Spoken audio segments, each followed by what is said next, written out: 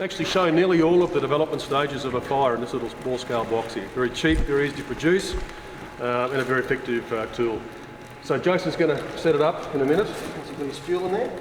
So you can see he's got his fuel in the corner there, and I think you've got some little pellets in there to help keep the fire going. Fire starter pellets. What we'll do is we'll light the fire up and we'll guide you through the stages of development. So in the early stages you're going to see a fuel control fire. You'll see air flowing in towards the base of the fire, setting up the convection current, the heated smoke, and air will move up to the top of the container, it'll flow out through the top. Move across the ceiling and flow out through the top there. So what you want to see, you'll see a typical bi-directional laminar air track or flow path.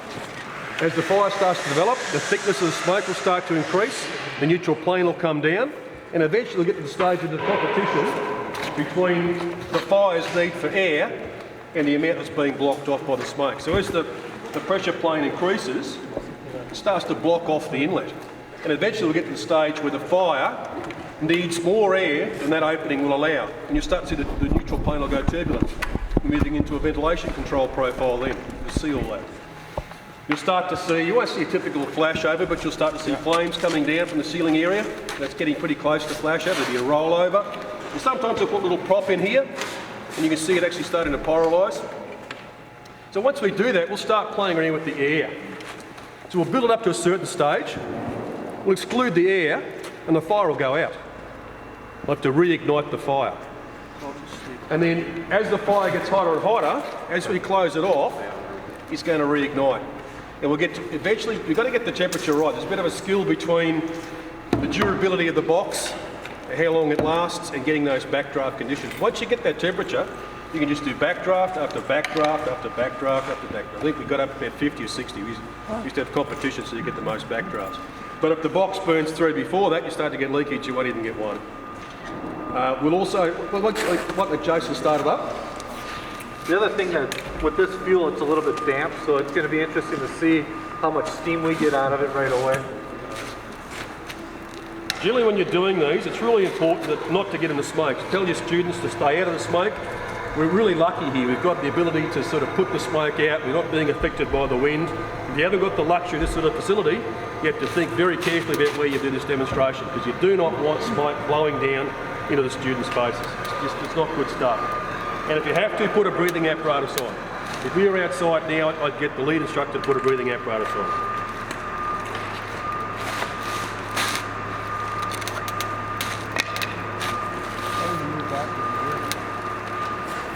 Another thing I want to show you, it'll reach a certain point. When it gets hot enough, we'll put a match or put something over the top here to see if we ignite the smoke. In the early stages, it won't ignite, nothing will happen. And as the fire starts to develop, as you start to get more fuel, you'll be able to ignite that flame. You take it away, it'll go out. And eventually it'll be hot enough, so as soon as you'll actually see it, we restrict that opening enough, the fire will actually go out inside, so we'll have smoke discharging and auto-igniting outside. That's a really cool phenomenon to show the guys. We've got our fire lit in the corner. You can already see we're starting to develop a neutral plane. In the early stages of a fire, the first thing to come off is water at about 100 degrees Celsius. And while that's coming off now, will actually be water vapour.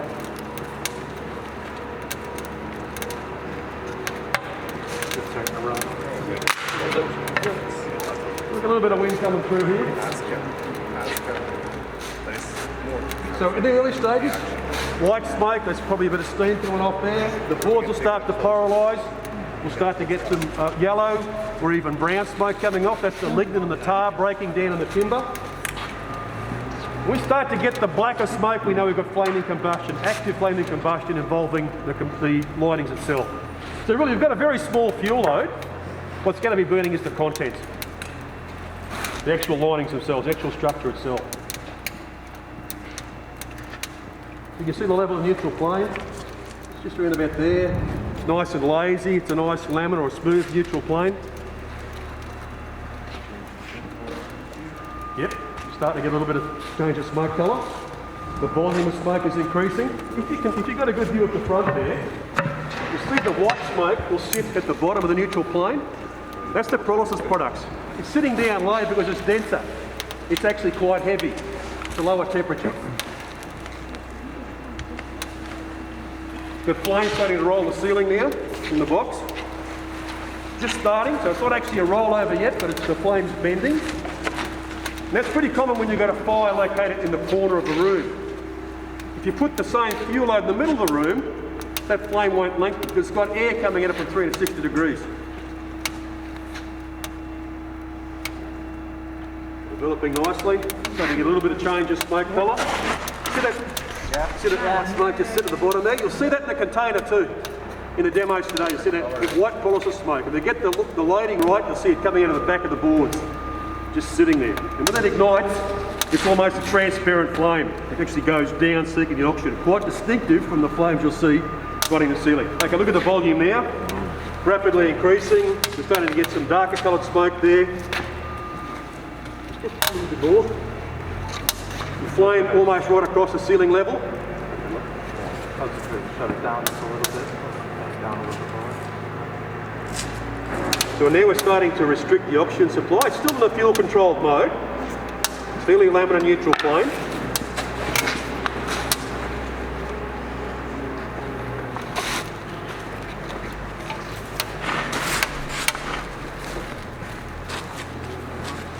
What I normally do is I'll just let this build pretty close to the point where it goes into fuel ventilation control.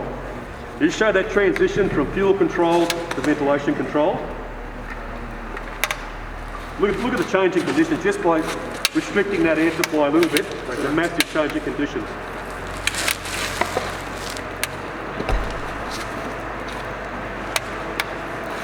Neutral flames around about here, much darker.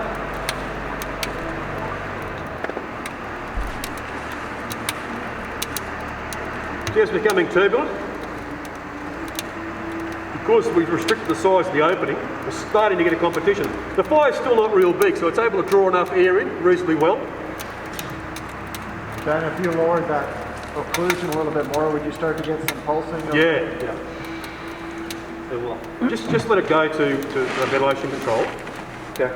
There you go. Okay, so we've got, it's not quite flash over, but in this scale it's about as close as we're going to get to flash over. So just about put the fire out there by restricting the oxygen supply. I think we can go full vent limited right now. Okay. Control. See the pressure? Yeah.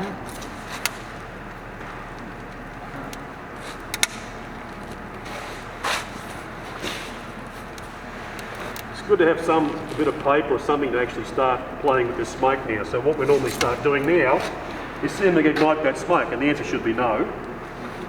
There's a little plug. It's right here. Okay, there you go. Look at that. Perfect. So what's happening there? Wow. There's a smoke burns. You know? That's fairly clean looking smoke. Very early stages, we've already got enough flammable fuel content in that to ignite it. If we go vent controlled again. Listen to it. Yeah, The forces. It'll go out.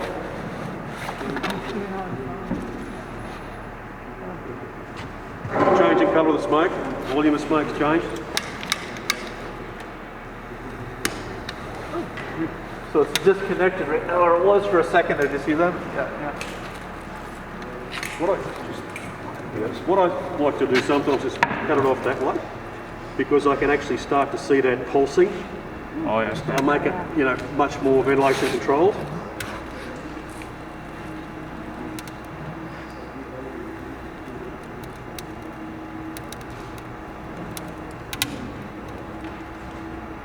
So what I'm trying to do now is get a separation. There we go. Oh yeah? Yeah. So you see that? Yeah. So you see inside it was practically no flaming combustion, but it was hot, above the auto ignition temperature. You just needed to get outside. See that? It's just on the edge. Right on the edge.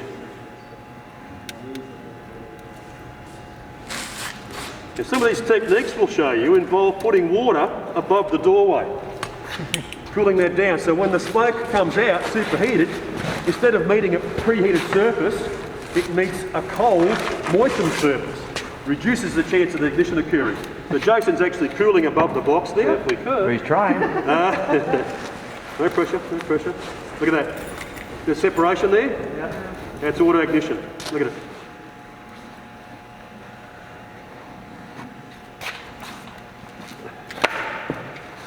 So we put it out. So just, you can really show the relationship between air and fire. We'll have to crank it, mate. So at this point in time, the box is not hot enough to backdraft, so it's going out. So what the challenge now, when you're doing a demo, is to get that temperature of the box up without burning the outside or without getting it breaking through there, because once you do that, you can't demonstrate the backdraft. So it's a bit of a balancing act there. But we also try to do that to preserve the box. Yeah, just a little bit of water above that area there. That extends the life of the box. Get through, Dora.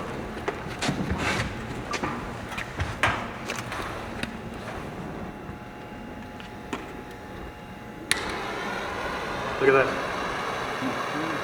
More up, look.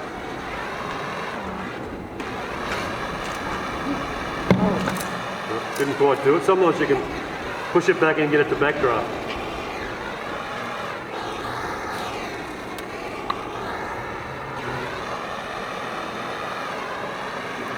Let's get the temperature build up a little bit.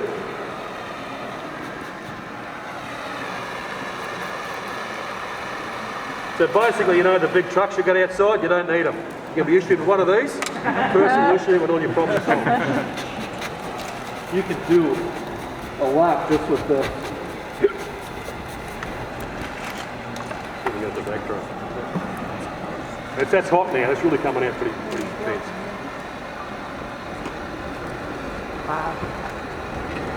Look at the pressure.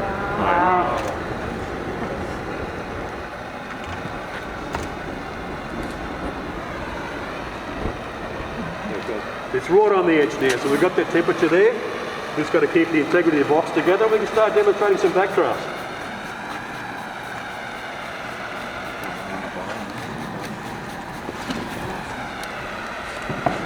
Let's get the temperature up. It's a temperature-driven event. So auto ignition is anyway.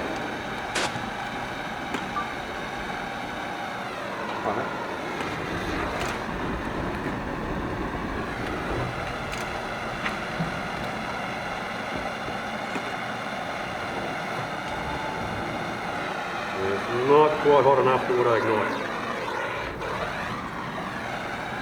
Fill it up a little bit more. You're going to have a bit of maybe look.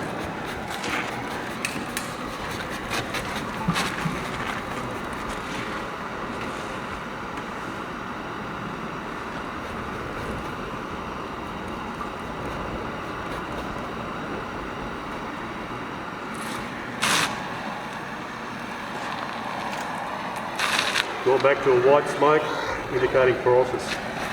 Pyrolysis, relatively low temperature. Middle is 300 degrees Celsius. Flaming combustion, 600 degrees Celsius or more. To be able to darken it down. Just one thing, guys. We've never not backdraft one of these things. No pressure, Sean. already came pretty close. Actually, sometimes it's good to actually not put water above there because it becomes an ignition point for you.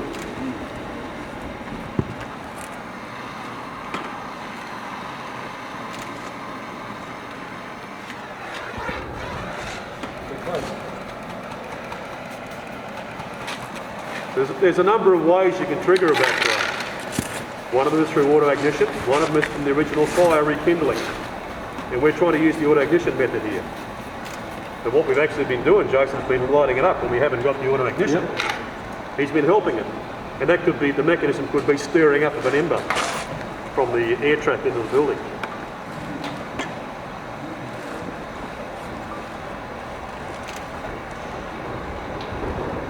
Look at the pressure in there. Yeah.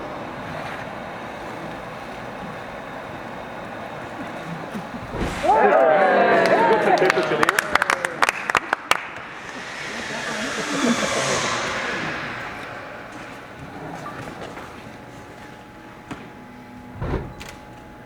And you know, once you've got this happening, you can keep going all day long. You can see it. It auto ignites up at ceiling height. And as we do more of them, you'll probably see. You watch. Ceiling height, did it come from up the area?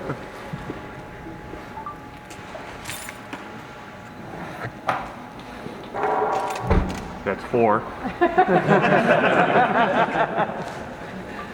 63 to go. Beat the record. He's not trying until he burns the guy in the front row. Yeah, well, you can get pretty powerful ones if you get the mixture on. So, we've done a bit of that, that's good. We've got our backdraft happening. Let's just do some experimentation. So, what if we put water in through the base of the fire? What's going to happen there, you reckon? Let's see.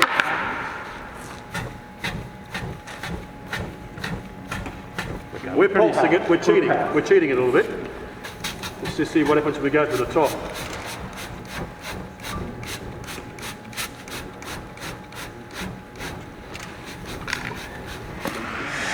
Now let's just, we know it's going to backdraft if we open it up. Why don't we try some door entry techniques? Close it down and squirt a little bit of water in there before we open it up. Okay, so it delayed things, didn't it? And if we put enough in there, we would have stopped the whole process. We don't want to stop the process, we don't want to spoil the fun. But you can see just a little bit of water in there gave us the edge.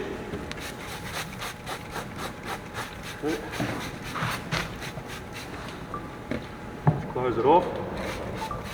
With a door entry technique, it's cool above the lintel and the linings there. Open it up a little bit, put a few squirts of water on the top there. Okay, I'm not going to go any further because I want it to reignite, but you can see the difference, can't you? Just a little bit of water in there gave us the edge. And that's one of the techniques we'll be teaching you over this couple of days is door entry technique. You know, so when you make an opening, be prepared for the sorts of events that can occur. We're going to equip you with just some good, basic, simple tools that can make a massive difference in what you're likely to encounter. They're really powerful techniques. If you look at the case studies we look at, if people had been aware of the impact their openings would have made, and that have practiced these few simple techniques, a lot of people would be alive today. Just one technique.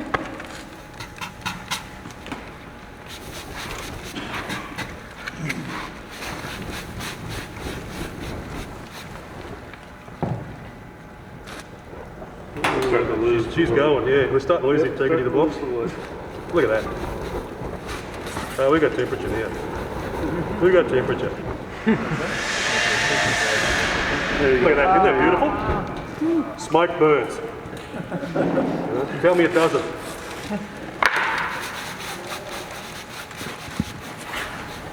So before we go into cell this afternoon, we'll refill these bottles and we'll keep them. My nozzle melted. Just make a couple of Okay, right, well, so let's do it. Well, let's ventilate, let's do some door entry. Cooler up the top there. Close off the oxygen. Make a little opening. Let's put some water fog in there. Let's follow it up with a spray. Put it on a pencil now. Pencil the base of the fire. And gas cool again if we want to. Let's put let's paint it. Let's put some water on the linings. We'll finish it off. So that's a basic Dollhouse demonstration. So you saw the stages of fire development. You saw a bi-directional air track. You saw it laminar. You saw it turbulent. You saw the colour changes with the ventilation profile being changed. You saw flashover. You saw backdraft. I mean, how good is that? In a box that cost $15. Really easy to do.